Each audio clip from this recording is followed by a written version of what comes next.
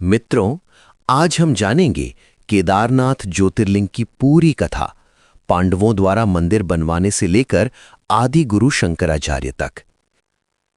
महाभारत का युद्ध खत्म हो चुका था।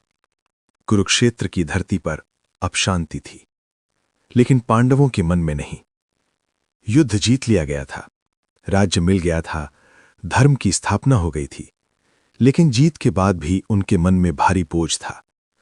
उन्होंने अपने ही गुरु द्रोण को मरते देखा था, भीष्म जैसे पूज्य पितामह को बाणों की शैया पर पड़े देखा था, अपने ही भाइयों, रिश्तेदारों और मित्रों को युद्ध में गिरते देखा था। राजा बनने के बाद भी युधिष्ठिर खुश नहीं थे। वे बार बार यही सोचते थे, क्या ये सब पाप नहीं है? क्या इतने लोगों की मृत्यु का भार हम पर नहीं है? एक दिन उन्होंने ऋषियों से पूछा, इस पाप से मुक्ति कैसे मिले? ऋषियों ने कहा, यदि तुम भगवान शिव के दर्शन कर लो और उनसे क्षमा मांग लो तो तुम्हें शांति मिल सकती है। बस यही सुनकर पांडवों ने निर्णय लिया, वे शिव को खोजेंगे। वे पहले काशी गए, क्योंकि माना जाता था कि शिव वहां निवास करते हैं। लेकिन जब वे वहां पहुंचे तो शिव वहां नहीं मिले, क्योंकि शिव सब जान चुके थे। उन्हें पता था कि पांडव उनसे मिलने आ रहे हैं। शिव पांडवों से नाराज नहीं थे, लेकिन तुरंत प्रसन्न भी नहीं थे। इतने बड़े विनाश के बाद वे उनसे तुरंत मिलना नहीं चाहते थे। इसलिए वे काशी छोड़कर हिमालय की ओर चले गए। पांडव भी पीछे पीछे निकल पड़े, पहाड़ों की ओर, जंगलों की ओर, बर्फ की ओर। उनकी यात्रा आसान नहीं थी। ऊंचे पहाड़, पतले रास्ते, ठंडी हवाएं, लेकिन वे रुकने वाले नहीं थे। वे जगह जगह पूछते, खोजते, ध्यान करते, लेकिन शिव दिखाई नहीं देते। हिमालय में पहुंचकर शिव ने एक और उपाय किया। उन्होंने अपना रूप बदल लिया। वे एक बैल बन गए और अन्य पशुओं के बीच रहने लगे। वे चाहते थे कि पांडव उन्हें पहचान न सकें। पांडव अलग अलग दिशाओं में खोज रहे थे। भीम सबसे बलवान थे और सबसे तेज भी। वे हर पशु को ध्यान से देखते, हर झुंड को परखते। तभी उनकी नजर एक बैल पर पड़ी। वह बैल बाकी पशुओं जैसा नहीं था। उसका शरीर असाधारण था, उसकी आंखें अलग थीं, उसका व्यवहार शांत लेकिन गहरा था।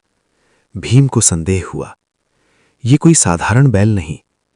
उन्होंने तुरंत उसे पकड़ने का फैसला किया। भीम ने अपनी दोनों टांगें फैलाकर घाटी के दोनों किनारे पकड़ लिए, ताकि कोई पशु भाग न सके। बाकी पशु निकल गए, लेकिन वह बैल वहीं खड़ा रहा। भीम दौड़कर उसकी ओर बढ़े। जैसे ही उन्होंने उसे पकड़ना चाहा, वह बैल जमीन में समाने लगा। धीरे धीरे उसका शरीर धरती में जाने लगा। भीम समझ गए, यही शिव है। उन्होंने तुरंत बैल का पिछला भाग पकड़ लिया, लेकिन पूरा शरीर पकड़ नहीं पाए। बैल का आगे का हिस्सा जमीन में समा गया और पीछे का हिस्सा बाहर रह गया। वहीं उसी स्थान पर शिव का कुबड़ प्रकट हुआ। यही स्थान आगे चलकर केदारनाथ कहलाया। कहा जाता है कि बैल के शरीर के बाकी हिस्से अलग अलग स्थानों पर प्रकट हुए। इन्हीं स्थानों को पंच केदार कहा जाता है। लेकिन जहां कुबड़ प्रकट हुआ, वही सबसे प्रमुख स्थान बना।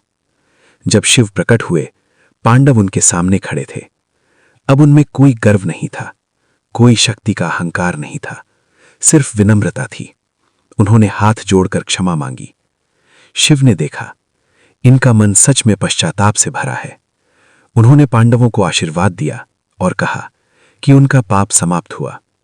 पांडवों ने निवेदन किया, प्रभु, आप यहीं रहें, ताकि आने वाले युगों में लोग यहां आकर आपके दर्शन कर सकें। शिव ने उनकी बात स्वीकार कर ली और उसी स्थान पर ज्योतिर्लिंग रूप में स्थापित हो गए। पांडवों ने वही मंदिर बनवाया, पत्थरों से, पहाड़ों के बीच, एक ऐसा स्थान जहां पहुंचना ही साधना जैसा था। समय बीतता गया, युग बदल गए, राज्य बदले, रास्ते बदल गए। हिमालय वैसे ही रहा, लेकिन इंसानों के रास्ते बदलते गए। धीरे धीरे केदारनाथ पहुंचना बहुत कठिन हो गया। बर्फ, तूफान, भूस्खलन, घने जंगल, लोग कम आने लगे। मंदिर वहीं था, शिव वहीं थे, लेकिन पहुंचने वाले बहुत कम रह गए। सदियां गुजर गईं। बहुत समय बाद दक्षिण भारत में एक बालक जन्म लेता है, केरल की धरती पर। नाम शंकर। बचपन से ही असाधारण बुद्धि, तेज स्मरण शक्ति और बहुत कम उम्र में ही संसार से विरक्ति। उन्होंने छोटी उम्र में ही संन्यास ले लिया। वे ज्ञान की खोज में निकल पड़े, पूरे भारत की यात्रा पर। उन्होंने नदियां पार की, जंगल पार किए, पहाड़ पार किए, एक छोर से दूसरे छोर तक घूमते रहे।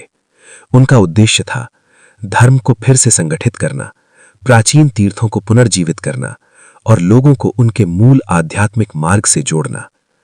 अपनी यात्रा के दौरान वे उत्तर की ओर बढ़े, पहाड़ों की ओर, हिमालय की ओर। कठिन रास्ते, ठंडी हवाएं, लेकिन वे आगे बढ़ते रहे। ध्यान और साधना में उन्हें संकेत मिला, एक प्राचीन शिव धाम यहां है जिसे फिर से जागृत करना है। वे खोजते हुए उस स्थान तक पहुंचे जहां प्राचीन केदारनाथ मंदिर था, लेकिन बहुत शांत, बहुत दूर, बहुत कम लोग आते थे। शंकराचार्य वहीं रुके। उन्होंने पूजा की व्यवस्था को व्यवस्थित किया, यात्रा मार्ग को फिर से प्रसिद्ध किया, लोगों को बताया कि यह वही स्थान है जहां शिव पांडवों को दर्शन देकर प्रकट हुए थे। धीरे धीरे फिर लोग आने लगे, तीर्थ फिर से जीवित हो गया, केदारनाथ फिर से लोगों के बीच प्रसिद्ध हो गया। कहते हैं अपना कार्य पूरा करने के बाद आदिगुरु शंकराचार्य ने वहीं अंतिम समय बिताया। मंदिर के पीछे ही उनका शरीर समाधि में स्थापित किया गया। आज भी हजारों साल बाद भी पहाड़ वही है, बर्फ वही है, मंदिर वही है। लोग दूर दूर से आते हैं, लंबी यात्रा करते हैं और उस स्थान के सामने खड़े होते हैं जहां कभी पांडव खड़े थे, जहां शिव प्रकट हुए थे, जहां शंकराचार्य ने साधना की थी। हिमालय की शांति में वह स्थान आज भी वैसे ही स्थिर खड़ा है, जैसे समय यहां धीरे चलता हो या रुक गया हो। अगर आपको स्टोरी अच्छी लगी हो तो वीडियो को लाइक करना, अपने दोस्तों को शेयर करना और चैनल को सब्सक्राइब करना मत भूलिएगा। मिलते हैं अगली कहानी में, तब तक के लिए अपना ख्याल रखें। धन्यवाद।